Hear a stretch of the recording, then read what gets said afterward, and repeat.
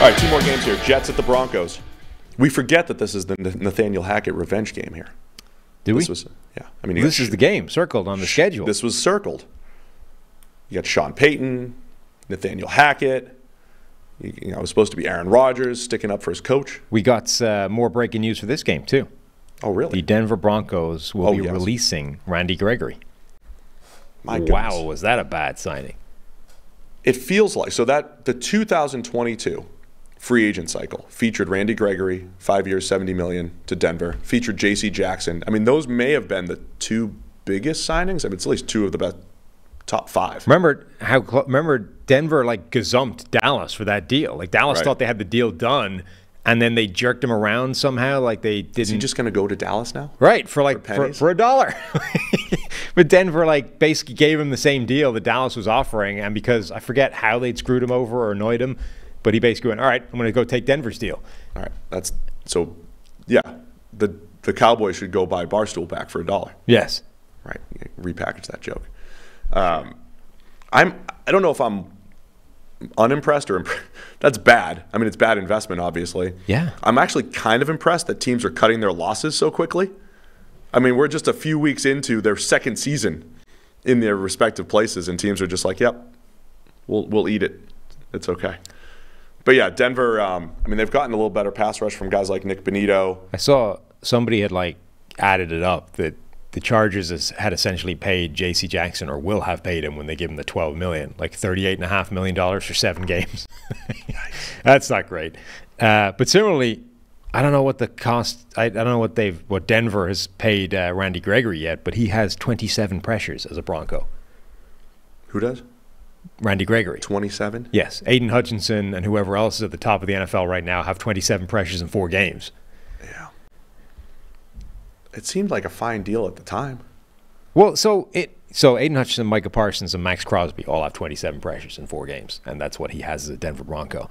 It felt okay, but there was always this thing of, remember, Randy Gregory's this weird player where he was suspended, he was on 2 strikes and all this kind of thing, and then he kind of put it together for a couple of years in Dallas. But one of those years was like 270 snaps. The next year was his sort of full-time year, still under 500 snaps. But that was his best season, right? 47 pressures, 84.7 PFF grade, 327 pass rushes.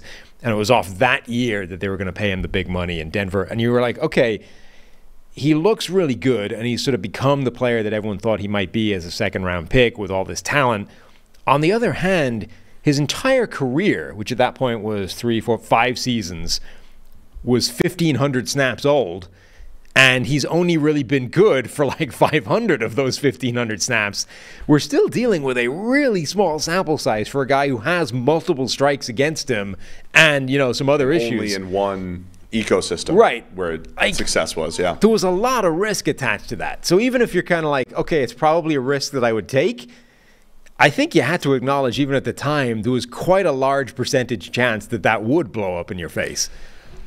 Yeah, I think that's all fair. Broncos defense. So Zach Wilson, not only did he turn a corner on Sunday night, seemingly, like the whole thing looked different. It went from, we have such low expectations. When you hit a check down against cover 2, like we're high-fiving things. Like, yes. I can't believe you hit a check down. That's awesome. But then he started kind of dealing, right? Kind of confidently chucking it around. Can he do that? Is that the new thing? Can we remember any? There's one other time when Matt Castle took over for Brady that one year in 2008. Mm-hmm. Castle's first 7 or 8 games, he took so many sacks. He was just very slow recognizing the ball. And I think I was at the game, but it looked like he had turned a corner and just started working a little bit quicker. He never became great. He just looked far more confident in the offense in the second half of the year. I don't even think the stats back that up, but he was more confident, and it looked a little crisper. Like he had literally turned a corner. I haven't seen that too much, that cut and dry. That was like the one other example I could think of. Is that real for Zach Wilson? It's not like he's never had other good games. He's had other good games in his career. There's only just 3 or 4 of them, but he's had other good games. But it did look different. It's a new offense, more confident, a little crisper. Now you go up against Denver, who has not forced an incompletion in the first half in the last 2 games. Yeah. I mean, that was so... My sister, of all people, is trying to rope me into helping in a fantasy team. She was like, is Zach Wilson turned the corner, right? Not enough for fantasy. And I was like, no, of course not. But having said that, maybe for one more week, because he's playing Denver this week. Like, absolutely, this is not Zach Wilson figuring it out. The light switch did not go on. But he's taking that momentum into the worst defense in the NFL this week. So maybe one more week of this.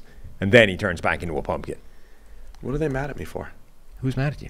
They said I ruined a clip. Did I cough or something? Stop talking to people when we're doing a show. I'm talking to producers. They're people. Don't talk to them. We're doing a show. Okay.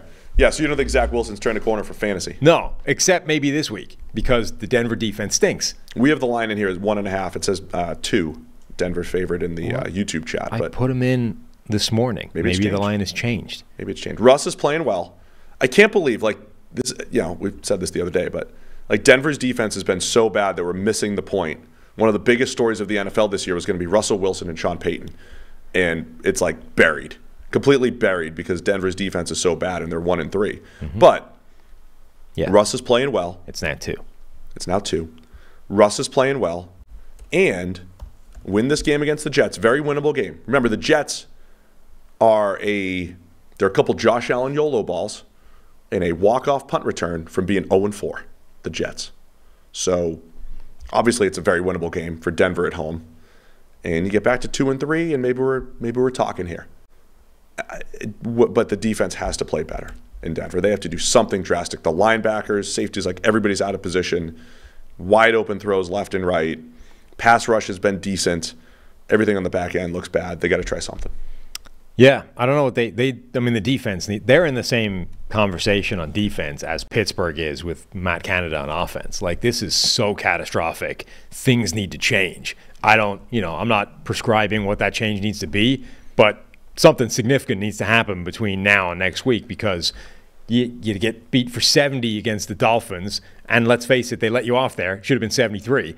You get hammered the next game, signs of life by the worst offense in the NFL. You need to change. Like, this is unbelievably terrible. As bad as it is, and it's historically bad, it's not unprecedented for teams to, improve. The 2019 Dolphins that were accused of tanking and looked like they were tanking, yeah. I mean, they were giving up like 40 points a game the first 5 or 6 games, and then they started playing tougher. Last year's Lions went from the worst defense in the league by far to very competitive down the stretch. I think Denver at least has the talent to do that. They have talent in the secondary. They have talent. Their linebackers are not nearly as bad as they're playing right now. They have had also a lot of injuries in addition to not good players. Like last week, they were missing basically the spine of the defense. Frank Clark, Josie Jewell, Justin Simmons were all out last week. They haven't had a lot of the talent that they do have. But, I mean, this has been a schematic nightmare in addition to bad players or bad play or missing players as well. They need to change something fundamental to that defense because it's another mess at the moment. But as long as that is the case, I mean, I do generally think we might get a second Zach Wilson half-decent performance. He was pretty good against a good defense right up until he dropped the snap. If that happens again, I feel like the Jets' defense is going to be enough to slow down whatever rejuvenated version of the Broncos' offense we're getting. I'm buying into Zach Wilson hype.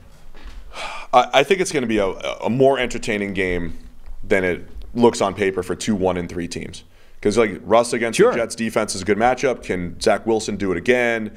I'm going to lean Denver because that offense, man, is playing much better, and I think their defense can't be as bad as they've been. Did you see this? I'm going to go out on a limb. Bold prediction time. The Denver Broncos will force a non-Hail Mary incompletion in the first half of this game against the Jets. It's bold. It hasn't happened since week 2. It's bold. It's going to happen in this game, though. Zach Wilson will throw an incompletion in the first half of this game. He will not go 16 for 16 like both Tua and Justin Fields did over the last 2 weeks against the Broncos. Did you see the suggestion that Zach Wilson decided to turn it on for that game because he was acutely aware that there was a massive new influx of Swifties watching his performance? Yeah. Oh, yeah. No. And that's not happening this week. What do you mean? They're not going to? You don't think they're going to carry him into the 4 o'clock window the next week? I don't think they're watching the Broncos game, the Swifties. They might. Well, who does Russ attract to watch the games? I don't know.